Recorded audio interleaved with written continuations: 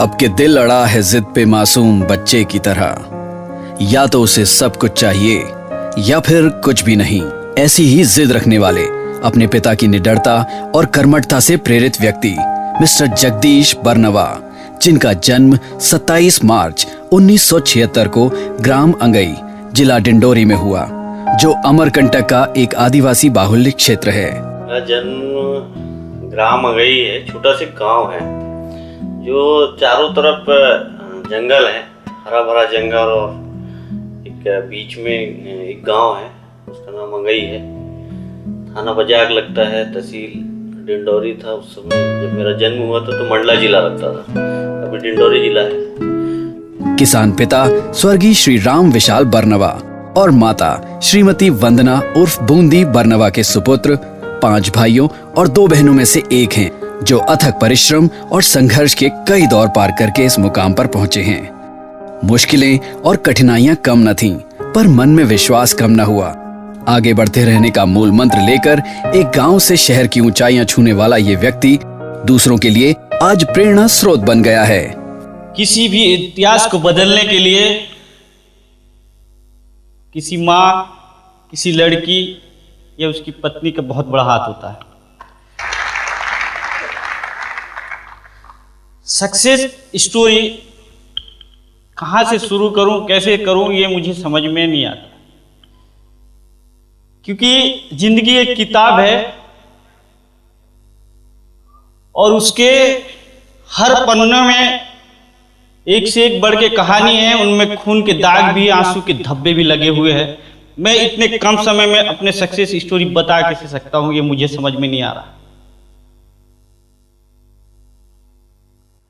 बार बार तड़फाया गया, इस सितार को बार बार धूल के कण में फेंका गया,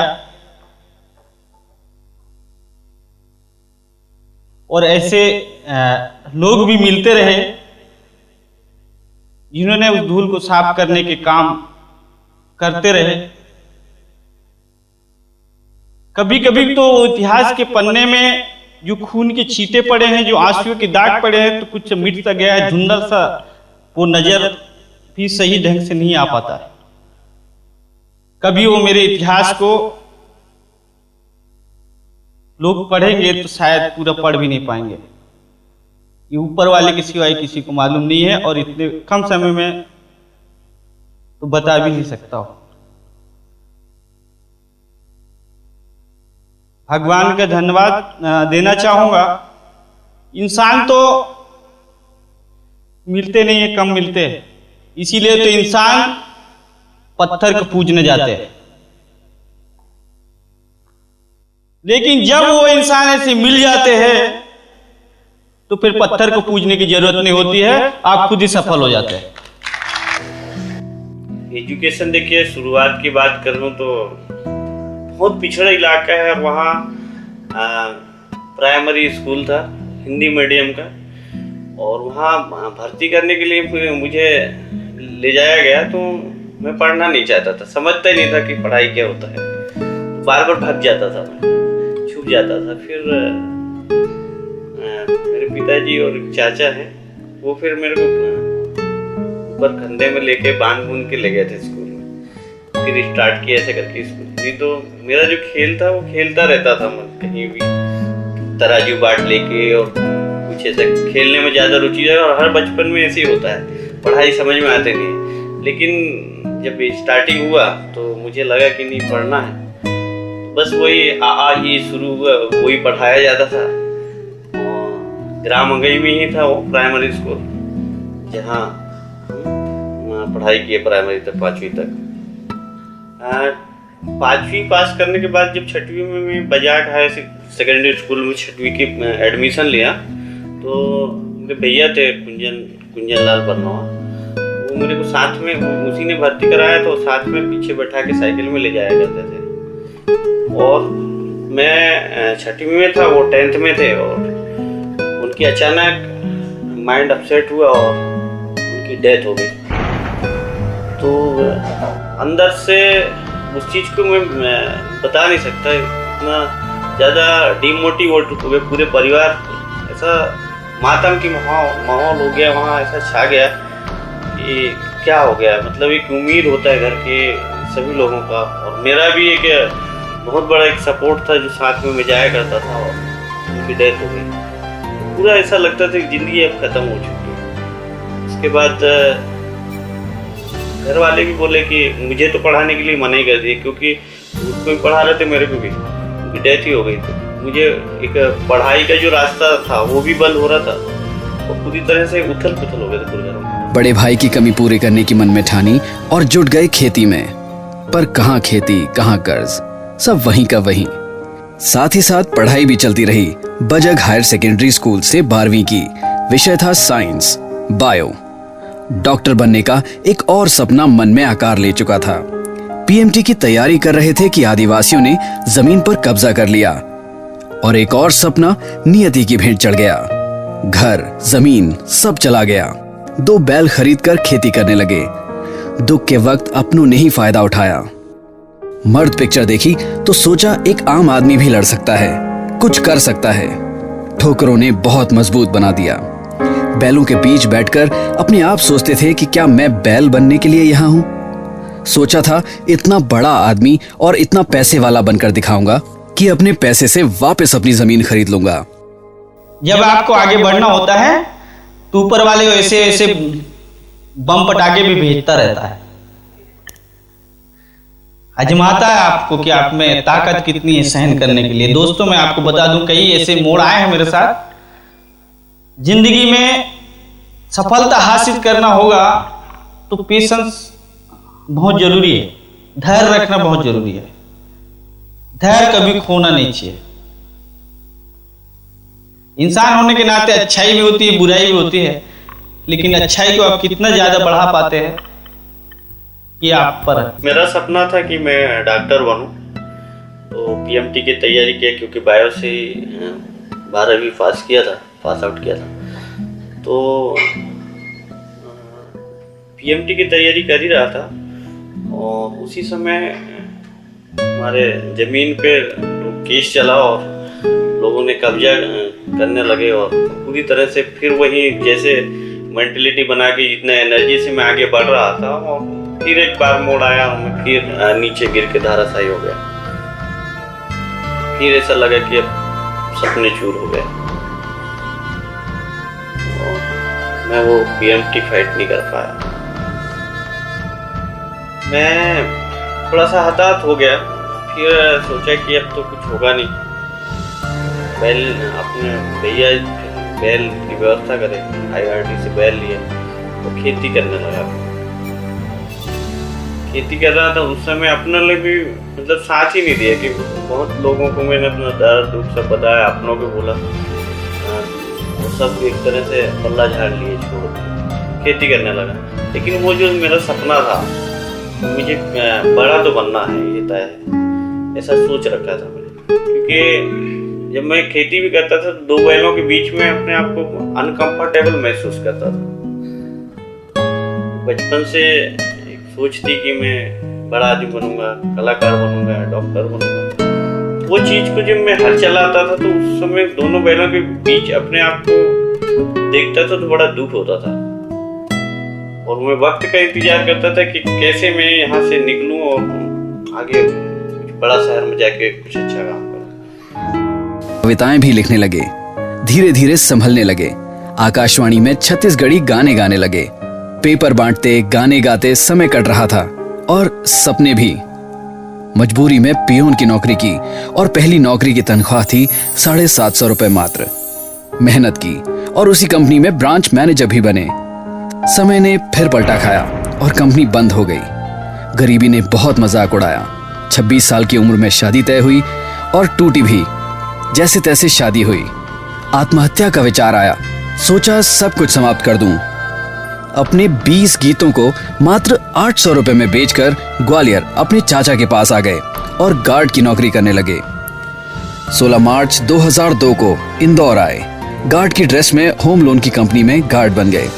वेतन था 1938 रुपए मात्र। 3000 से ज्यादा रचनाएं लिखी। बैंक, रेलवे की नौकरी के लिए कोशिश की। आयुर्वेद का कंपाउंड्री कोर्स किया, पर सब कुछ बेकार। नतीजा वही 0। मल्टीनेशनल कंपनी में एग्जीक्यूटिव बने। फाइनेंस से 2 व्हीलर ली, मेहनत की, कलेक्शन ऑफिसर बने, अथक परिश्रम ने एजेंसी मैनेजर बना दिया। पर बड़ा आदमी बनने का सपना तो वही था। सोच रखा था कि 5 आदमियों को बड़ा बना दिया तो मैं भी बड़ा आदमी बन जाऊंगा। सूरज यदि पूरी दुनिया को उजाला करता है तो यदि अगर आप 5 लोगों के घर में उजाला पहुंचा दें तो आपके घर उजाला वैसे ही हो जाएगा। मैं सोचता था कि सपना देखना तो सीख ही लिया था। एक बुक था बड़ा सोच के बड़ा जादू, उसको बहुत पढ़ा करता था मैं 2003 से। तो उसमें जो चीज़ मैंने देखा था कि यदि लोगों की जिंदगी बदले, आप लोगों को यदि अगर बड़ा बनाएंगे तो आप वैसे ही बड़ा बन जाएंगे। वो चीज़ था, क्योंकि नौकरी करके मैं तो कर ही लिया था बहुत सालों से नौकरी करके बड़ा आदमी नहीं बन सकता, ये तय था। बाइक को यदि रोड में चलाएंगे, कितने भी स्पीड पे चलाएंगे तो रोड में ही चलने वाला है, ऊपर उड़ान नहीं भरने वाले। तो मैं सोच रहा था कि कुछ ऐसा बिजनेस हो जिससे मैं तेजी से रफ्तार पकड़ सकूं लाइफ में और अपने सपनों को पूरी कर सकूं। उसी दौरान रियल इस्टेट अच्छा बूम में था और बहुत चर्चाएं चल रही थी। तो मैंने सोचा यार चॉकलेट बेच के तो कम पैसा अर्न किया जा सकता है, लेकिन यदि लाखों के सौदा है, रियल एस्टेट जमीन जिसकी प्रोडक्शन नहीं होता है और जिसका प्रोडक्शन नहीं होता है उसका दुनिया में वैल्यूएशन बढ़ता है, तो उसमें लेने वाले भी फायदे में रहते हैं और देने वाले फायदे रहते हैं। रिस्क फैक्टर बिल्कुल नहीं है। तो ये बिजनेस मेरे को पसंद में आया और मैं रियल एस्टेट में अपना पहला कदम रखा। सफलता की कोई खास परिभाषा नहीं है। सफलता के लिए आपके अंदर चाहत होना चाहिए, आपके अंदर ड्रीम होना चाहिए, और उसमें एक्शन प्लान, उसमें काम करने की जरूरत होती है।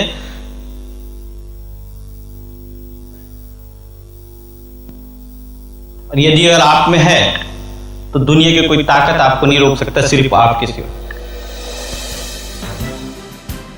27 अप्रैल 2010 को DHL ज्वाइन किया। अपने सपनों को राह मिलने लगी, मेहनत रंग लाने लगी और यहाँ की पहली कमाई थी 2,83,000 रुपए।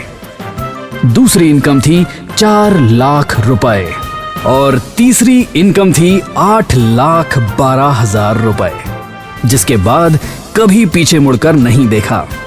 DHL के chairman doctor Santosh Singh, vice chairman Shri Sanjeev Jaiswal, director advocate Shri Aniruddh Dev के मार्गदर्शन से वाइस प्रेसिडेंट का पद मिला और सपने साकार हो गए। DHL में आज 4,000 लोग कार्यरत हैं, लगभग 500 करोड़ के प्रोजेक्ट्स हैं। DHL इंफ्राबुल्स के हर वो स्तंभ, हर वो पहलू, हर वो शख्स, हर वो ईंट मेरे लिए बहुत महत्वपूर्ण और श्रद्धेय है। मेरे को वो सारे सपने देखे थे, वो सब यहाँ से मैंने हासिल किया है और सपने बढ़ते जा रहे हैं। और 2017 तक 100 करोड़ के मालिक मैं बन ही रहा हूँ, उसकी प्रोसेस चल ही रहा है। 2017 तक डेफिनेट मैं बन रहा हूँ। वो हर मेरे लिए सम्मानीय, हर वो टुकड़े, हर वो चिन्ह, हर वो शख्स मेरे लिए सम्मान के पात्र है। हर वो अक्षर, हर वो वर्ड मेरे लिए सम्मान के पात्र है। यदि आप भी इतना चाहेंगे, DHL को अपने अंदर संभालेंगे, तो दुनिया की कोई ताकत आपको नहीं रोक सकती। आज श्री जगदीश बरनवा के पास अपना घर, अपनी कार, अपना वो सब कुछ है जिसका उन्होंने सपना देखा था। पेपर बांटता था और जहाँ भी खूबसूरत घर, बंगला, गार्डन बहुत अच्छे लगते थे, उस घर को 5-10 मिनट देखा करता था, ये ऐसे ही खरीद डालूंगा। और ये सपना पूरा किया DHL इंफ्राबुल्स ने। कहते हैं ना, संघर्ष के समय को देखने वाला ही सफलता की चोटी पर पहुंचता है। दोस्तों, आपको मैं बताना चाहूंगा, मेरे पिताजी नहीं है, जो हमेशा मेरे को कहा करते थे निर्भय जाए जिसको काल कभी नहीं खाए, और वो ऐसा मेरे को हिम्मत दिलाते थे। इसलिए मैं उनको कह के आया था, जब मैं लास्ट बार आया था इंदौर, तो पिताजी मैं आपको इंदौर ले जाऊंगा, ये ग्वालियर ले जाऊंगा और बहुत बड़ा शहर है और आपको घुमाऊंगा और आपके सपनों का जो भी आपको अच्छा लगेगा वो दूंगा। लेकिन पिताजी की डेथ हो गई थी। आपके भी कोई सपने हो, कोई अच्छे हो, किसी से मोहब्बत है, किसी को बहुत ज़्यादा चाहते हैं, कुछ देना चाहते हैं, तो स्पीड से अपना काम बढ़ा लीजिए, क्योंकि ऐसा ना हो कि आपका वो सपना अधूरा रहे। अगर मोहब्बत है तुझको तुझसे, दिल में है सपने, आंखों में तारे, तो मेरे साथ चल प्यारे। ऐ आदमी याद रख, मत कर शक, अपनी उलझी कहानी से सुलझ, मेरे साथ चल बदल के नजारे। दिल में है सपने, आंखों में तारे, तो मेरे साथ चल प्यारे। आलस छोड़, बहाना मत कर, जहां इस सफर बन, निडर लक्ष्य को देख, घमंड को फेंक। सपने देख, कर्मों को लेख, सपने पूरे होंगे सारे। दिल में है सपने, आंखों में तारे, तो मेरे साथ चल प्यारे। मुश्किल काम पहले कर, निर्भय आ, निर्भय जा। पहाड़ हटाने के लिए पहले पत्थर पे वार कर। तेरा जन्म जीत के लिए है, मजबूत कर जिगर। दिल में है सपने, आंखों में तारे, तो मेरे साथ चल प्यारे। सोचेगा तो हार है, सोचेगा तो जीत। तू वो इंसान बन, हर दिल की प्रीत। आवाज बन जा, नर्म धड़कन